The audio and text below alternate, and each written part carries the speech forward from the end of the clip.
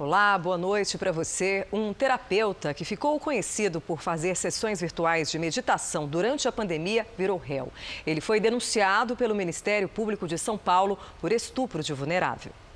Na página do Instituto Kadamoto, o terapeuta prega amor, compaixão e paz.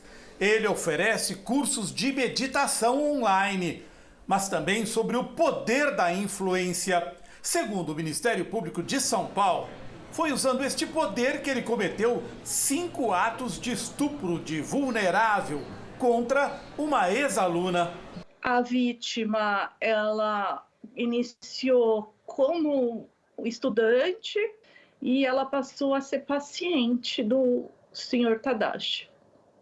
E foi nesse contexto de paciente em que ocorreram os estupros de vulnerável, já que ela não tinha capacidade de oferecer resistência e ele tinha ciência disso. Tadashi Kadamoto ganhou muitos seguidores durante a pandemia. Com suas sessões de meditação ao vivo, chegou a mais de 1,5 milhão de seguidores em uma delas. Ele anunciou a interrupção da terapia. Tenho fé que tudo será esclarecido e até lá vou me afastar das minhas atividades. Por isso, estou à disposição das autoridades para os esclarecimentos necessários. Outras 2 mulheres se apresentaram para denunciar o terapeuta.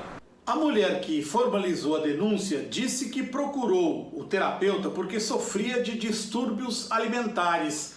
Segundo ela, o abuso aconteceu num período de 7 anos, inclusive quando ela estava grávida. Era uma relação de poder, uma relação assimétrica em que a vítima estava sob o domínio do terapeuta. No vídeo que gravou, o terapeuta não admitiu qualquer crime. Tenho falhas, cometo erros como todo ser humano, mas jamais cometi atos criminosos. Ouvida por telefone pelo Jornal da Record, uma das acusadoras narrou como foi a aproximação do mestre. O Tadashi se aproximou com perguntas mais sobre a minha relação, como que estava sendo a separação, e começou a abrir comigo um canal por e-mail para saber mais sobre como eu estava, e me perguntava coisas mais pessoais, até uma abordagem a qual ele se aproximou de mim e começou a elogiar meu corpo e me abraçou e me disse que me amava e que me queria mais perto. E naquele momento eu me senti muito constrangida com aquela situação e foi o momento que eu decidi não frequentar mais o Instituto Tadashi Kadamoto. Veja agora outros destaques do Jornal da Record. Polícia Federal pede inclusão de traficante liberado pelo Supremo na lista internacional de fugitivos. Farmacêutica americana suspende testes com vacina depois de doença de voluntário. Cientistas confirmam caso de reinfecção por coronavírus nos Estados Unidos. Agora, no Jornal da Record. Oferecimento para os desafios do presente, experimente o futuro com o Bradesco.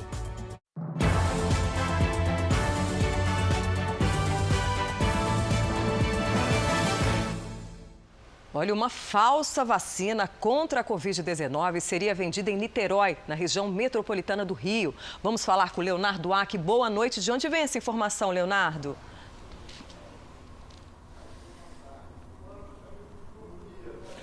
Boa noite, Patrícia. Boa noite a todos.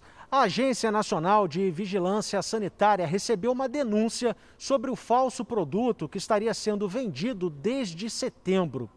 Agora, a Anvisa já encaminhou a denúncia à Polícia Federal, que investiga o caso. A agência esclarece que não há uma vacina contra a Covid-19 autorizada para comercialização no Brasil.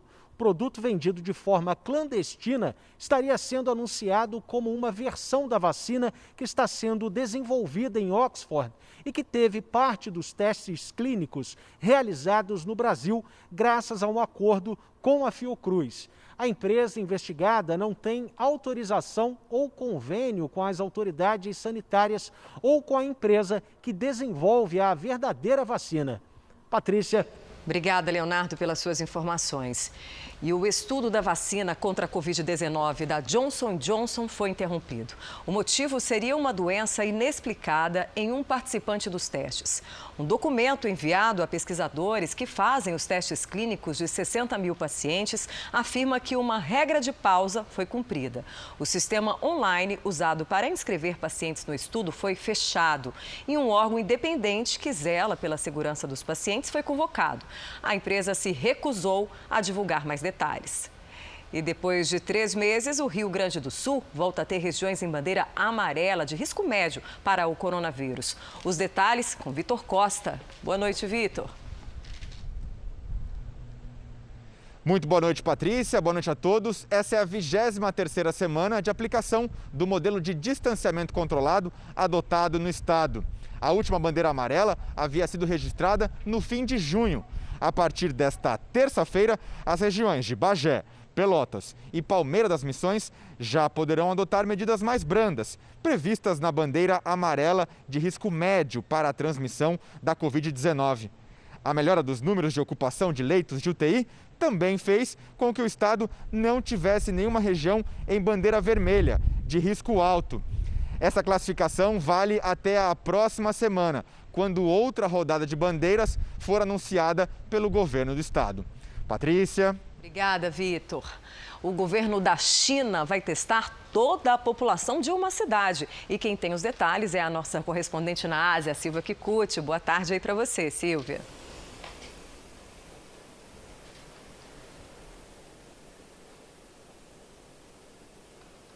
Silvia? Bom, nós perdemos o contato com a Silvia.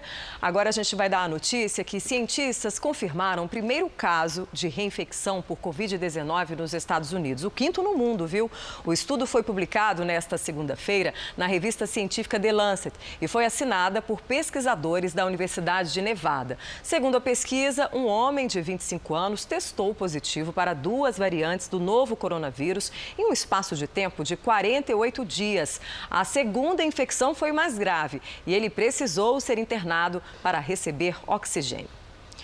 O governo israelense lançou um plano de relaxamento das medidas de isolamento em todo o país. Isso porque houve queda no número de infectados por coronavírus. E quem traz as informações é a correspondente Bianca Zanini. O país está sob um bloqueio nacional por mais de 3 semanas para conter uma segunda onda da doença que chegou a atingir cerca de 9 mil casos diários. No domingo, o registro de infectados caiu para cerca de 1.600 e o governo anunciou novas medidas para reduzir gradualmente o bloqueio. Isso se o número de casos continuar diminuindo. As etapas devem durar pelo menos 4 meses. Enquanto isso, nesta segunda-feira, Israel ultrapassou 2.000 óbitos por Covid-19. A maioria dessas mortes foi no final de setembro e começo deste mês, durante o pico da pandemia no país. De Tel Aviv, Bianca Zanini. Um incêndio destruiu parte do Parque Jacques Cousteau, em Belo Horizonte, nesta segunda. Luiz Casoni tem as informações. Boa noite. Já se sabe como tudo começou, Luiz? Oi, Patrícia. Boa noite para você e a todos que nos acompanham. Olha, a polícia investiga se o ato foi criminoso, já que caixas de fogos de artifício foram encontradas próximo ao local onde o fogo começou. Foram necessárias 5 viaturas dos bombeiros para conter as chamas. O fogo atingiu a vegetação de Mata Atlântica e Cerrado, aqui do Parque Municipal Jacques Cousteau, mais conhecido como Parque do Betânia. O parque tem ao todo 335 mil metros quadrados e abriga nascentes, animais e vegetação fechada. A Guarda Municipal levou as caixas de fogos para a Polícia Civil, que vai fazer a perícia. Patrícia. Obrigada pelas informações. A Organização das Nações Unidas alertou que as mudanças climáticas são as principais responsáveis pelo aumento dos desastres naturais em todo o mundo nos últimos 20 anos. E quem traz as informações é a correspondente na Europa, Ana Paula Gomes. Segundo o novo relatório, foram registrados mais de 7.300 desastres naturais nas últimas 2 décadas, matando mais de 1 milhão de pessoas. Número mais do que o dobro registrado entre os anos de 80 e 90. Os países mais afetados foram China e Estados Unidos.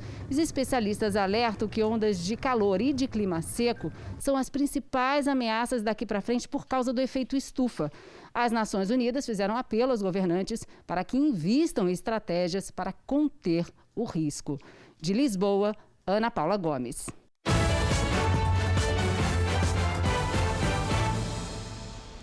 O presidente Donald Trump não perdeu tempo depois de um teste que deu negativo para coronavírus e ele foi liberado pela equipe médica. Trump vai visitar a Flórida, Pensilvânia e Iowa em apenas 3 dias. Longas filas de pessoas ansiosas por votar se formaram no início da votação presidencial na Geórgia nesta segunda-feira. Nesta terça, começa a votação antecipada no Texas. Já o candidato democrata Joe Biden participou de um evento na cidade de Toledo, em Ohio. Bom, agora sim a gente retomou o contato com a Silvia e ela vai contar pra gente que o governo da China vai testar toda a população de uma cidade. Silvia, me ouve? Boa tarde aí pra você.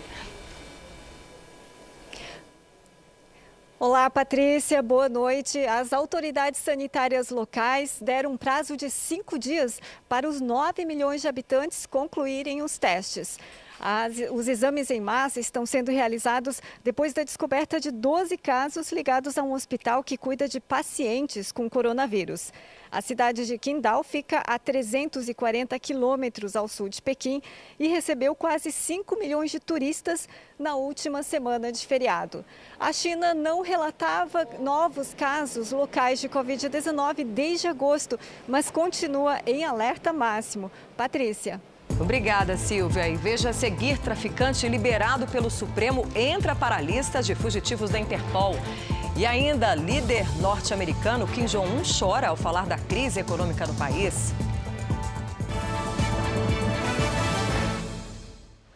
Manifestantes e policiais entraram em confronto no Chile durante os protestos do Dia de Colombo, a data que marca o descobrimento da América. Centenas de pessoas foram às ruas de Santiago pedir mais proteção à cultura e direitos dos índios. Os policiais usaram canhões de água para dispersar a multidão. No conflito, um policial precisou da ajuda dos colegas para apagar as chamas na perna. Olha, a Polícia Federal pediu a inclusão do nome de André de Oliveira Macedo, conhecido como André do Rap, na lista de procurados da Interpol. Vamos a Brasília com Matheus Scavazini. Boa noite, Matheus. Desde quando o traficante é considerado aí foragido? Boa noite, Patrícia. André do Rap não foi encontrado desde a noite de sábado após decisão do presidente do Supremo Tribunal Federal. Luiz Fux suspendeu uma decisão do ministro Marco Aurélio que concedeu liberdade a André do Rap na sexta-feira. Investigações da polícia apontam que o traficante já tinha fugido para o exterior. André do Rap é considerado um dos maiores narcotraficantes do país e comandava em Santos uma das principais facções criminosas de São Paulo. O ministro Marco Aurélio Mello tomou a decisão baseado em leis aprovadas pelo Congresso Nacional. Na quarta-feira, o plenário do STF deve analisar a revogação da decisão do habeas corpus concedida por Luiz Fux. Patrícia. Obrigada, Matheus. Bom descanso aí para você. E o líder da Coreia do Norte, Kim Jong-un, se emocionou em público e foi acompanhado pelos seguidores. Foi durante o aniversário do Partido dos Trabalhadores no governo. Kim chorou ao agradecer às tropas pelo sacrifício em resposta a desastres naturais e prevenção do coronavírus. Norte-coreanos apareceram na TV estatal acompanhando o choro do líder enquanto ouviam o discurso. Kim culpou sanções internacionais, tufões e o coronavírus por não cumprir promessas de progresso econômico. E essa edição do Jornal da Record termina aqui. Outras informações no Fala Brasil, às 8h25 da manhã. Obrigada pela companhia e uma boa noite para você.